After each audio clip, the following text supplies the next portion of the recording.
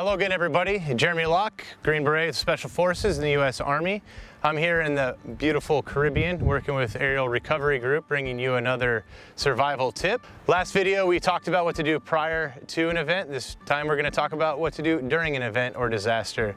Before I jump into it, make sure you subscribe, go ahead and like and comment if you have any ideas on how we can bring you better content, or if you're just liking what you see. So jumping right into it, we're going to talk about what to do during an event or disaster. First thing you're going to do is you're going to do final checks on the preparations you made, which should be awesome because we talked about that last video.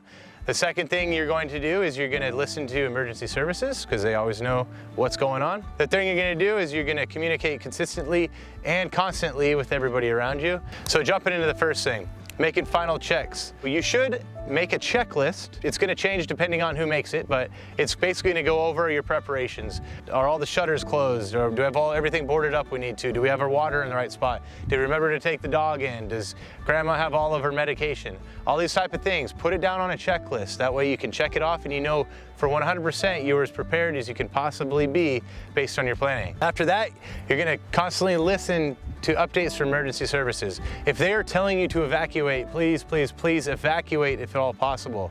If you can't, let people know that you can't and where you are. It's very important for when after the storm so people can come find you and make sure that you're okay and provide you with the help that you need.